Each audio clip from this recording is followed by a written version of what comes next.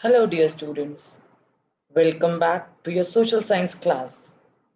In today's class, we are going to study history. Before we start our topic, I would like you to name some of the rulers about whom you have studied in the previous class. Just think about some of the rulers, the kings. Yes, some of the names that might have come to your mind would be Chandragupta Maurya, Harshvardhana, Kanishka, Samudragupta, and maybe many more. So, in this video today, we are going to start chapter number 2 of history, that is New Kings and Kingdoms. In this chapter, we will get a basic idea about the land, wealth, and granting system of the Indian society. We will know more about the emerging dynasties in India. We will also understand the meaning of Samantas and many new terms. We will be familiar with the term Prashasti, and we will also know about who wrote these Prashastis in this chapter. The first topic that we are going to study in this chapter is emergence of new dynasties. Many influential people claimed their authority and became kings. Who were Samantas? Samantas were the big landlords or warrior chiefs. They were expected to bring gifts to their kings. They provided military support and attended kings' courts.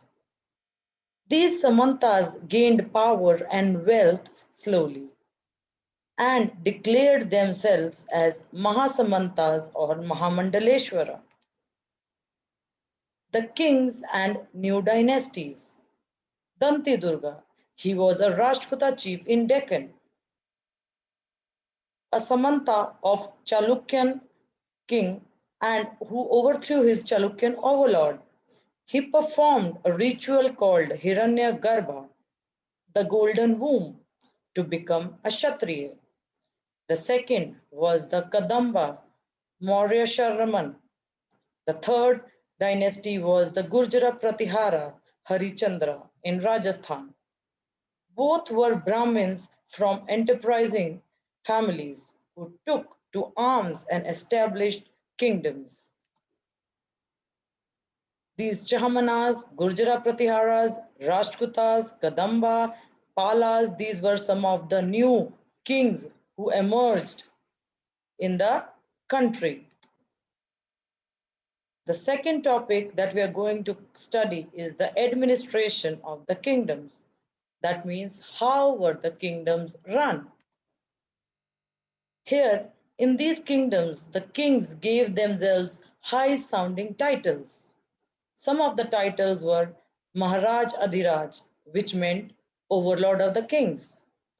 Another one was Tribhuvan Chakravartin, that meant the lord of the three worlds. The kings here collected taxes. What did they do of those taxes?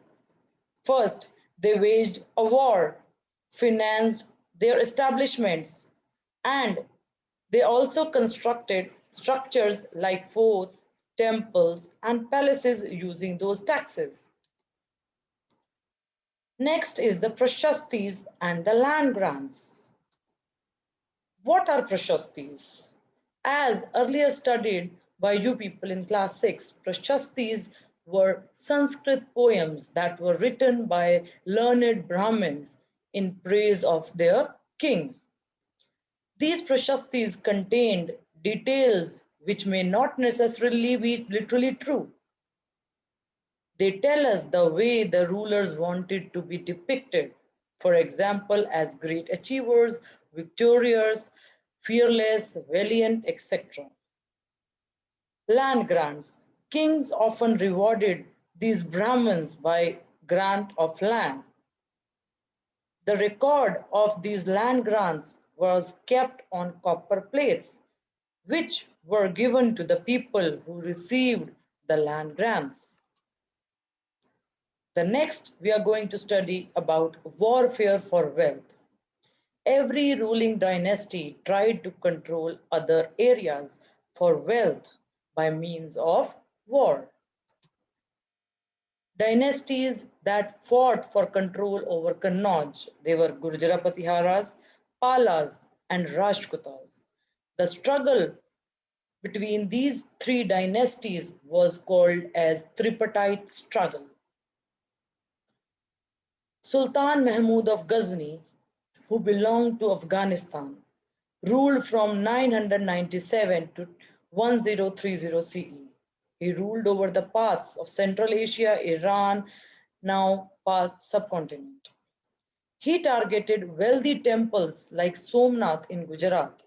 He hired a scholar named Al-Biruni to write an account of the subcontinent to get more information about our country. And the book that Al-Biruni wrote was named as Kitab al-Hind. The other rulers who came to India were Chauhans, who were also known as Chahamanas. They ruled over Delhi and Ajmer. They were opposed by Chalukyas of Gujarat and Gandharvas of western Uttar Pradesh.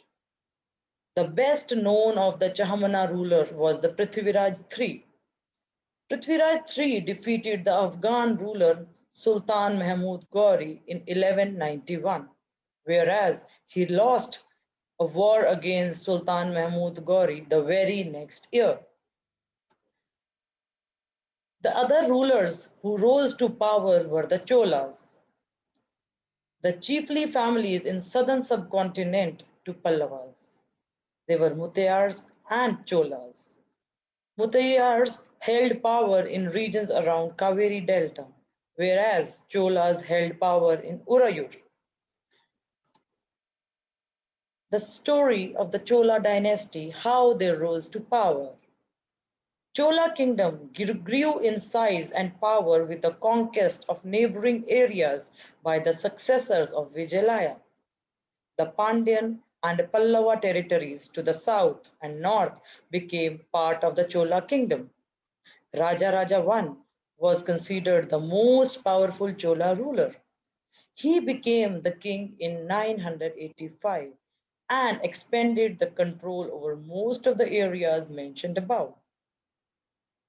His son Rajendra I continued his policies and even raided the Ganga Valley, Sri Lanka, and countries of Southeast Asia, developing a navy for the expeditions.